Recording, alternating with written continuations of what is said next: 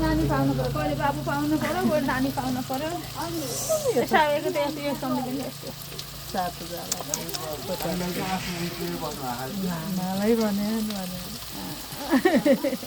तरकारी त मलाई ल्याऊ है चाख्न यो चाख यो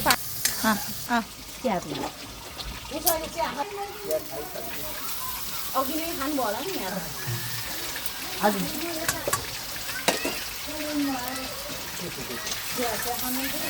पाइल पढी नि है